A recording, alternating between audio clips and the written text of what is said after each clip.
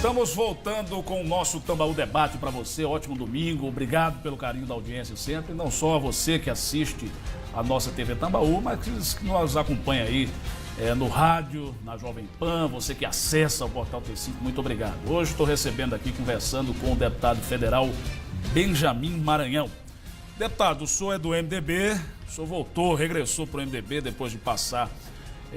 O senhor é o comandante, né, do Solidariedade, voltou ao MDB, e o MDB é o partido do presidente da República. Atualmente, uma das figuras políticas mais desgastadas que a gente tem, se nesse momento não fosse esse personagem da política que recebe todo esse desgaste. É uma coisa que a população pergunta muito na rua, fala muito. Era realmente necessário mantê-lo no poder até esse momento, para que não houvesse aí algum prejuízo ou para que a recuperação econômica não desandasse?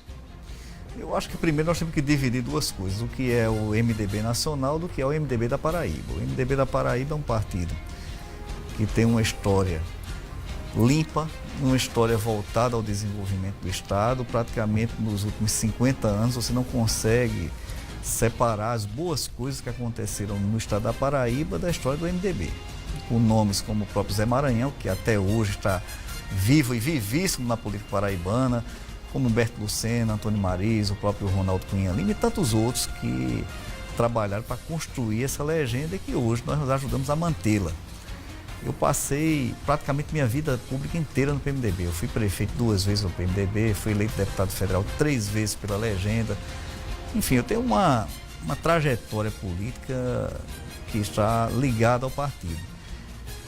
A questão nacional, eu digo isso sem medo de errar, que não havia grandes alternativas nesse momento em relação a essa questão do presidente Temer.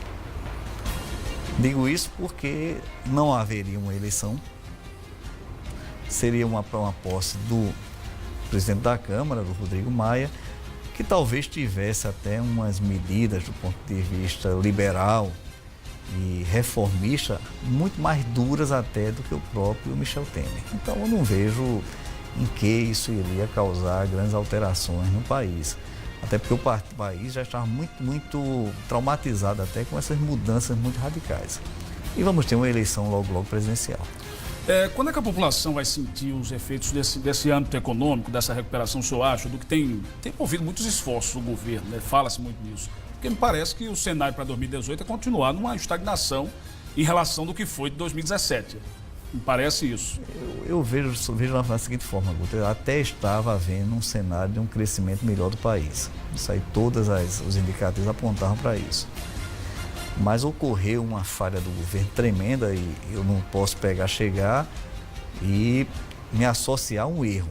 Essa questão da Petrobras foi um erro de condução tremendo. A forma como Pedro Parente levou a empresa a acumular lucros em cima de lucros para recompor os prejuízos que foram gerados pela administração passada, inclusive por ações de corrupção tremendas que o Brasil inteiro tomou conhecimento, foi um erro, porque deveria haver uma gestão da Petrobras mais equilibrada, mas sempre lembrando que a empresa é estratégica para o desenvolvimento nacional e para a economia do povo. Aquela história de aumentar o preço do combustível todo dia gerou não só um impacto na vida das pessoas muito grande, na gasolina, no óleo diesel e principalmente no gás de cozinha, eu sou totalmente contrário a isso, bem como gerou essa crise dos caminhoneiros. A crise dos caminhoneiros foi um fator que brecou o crescimento do país. Então o erro foi tremendo. Se por um lado procuraram resolver a questão da Petrobras, criaram uma crise social muito grande e ao mesmo tempo geraram um problema econômico que foi desencadeado pela própria paralisação dos caminhoneiros, com prejuízo de bilhões e bilhões de reais para o país. Vários setores da economia tiveram as expectativas frustradas, exemplo do agronegócio, da avicultura, criação de suínos e tantos outros que foram tremendamente prejudicados, além da indústria e comércio. E eu creio que realmente temos um momento difícil. Mas penso sempre da forma otimista, né? Nós teremos que trabalhar para que o país volte a crescer, o país tem potenciais gigantescos e isso deverá acontecer. No começo do ano, quando o senhor fez esse movimento, estava para fazer esse movimento aí de sair do Solidariedade e ir para o MDB, o senhor falou muito, teve em vários espaços de mídia, dizendo que ia trabalhar pela união das oposições. O senhor, apesar de muito próximo da família do senador Maranhão, o senhor defendia isso, a união. Por que essa união, afinal, não foi possível? Eu acho que a união não foi possível até pela forma como foi colocada, né? A partir do momento que o grupo do PSDB, PV atual, e PSD lançou uma chapa completa, eles fechou completamente a possibilidade de acordo com os outros partidos. Mas quem começou isso não foi o senador quando anunciou sua pré-candidatura? É o que, é o que se fala. Veja bem, Guto, já havia a pré-candidatura de Luciano Cartacho. E havia até uma pré-candidatura de Romero Rodrigues, além da de Maranhão. O que fechou completamente a possibilidade de conversa, de diálogo em relação a isso, foi que se criar uma chapa completa.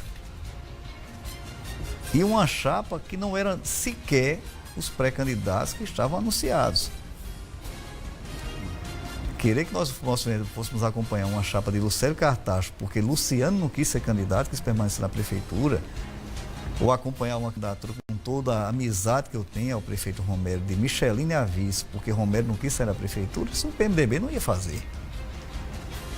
Não iria fazer de jeito nenhum, isso era uma coisa que estava completamente fora, contra a tradição do partido, contra o nome político que tem o senador Zé Maranhão.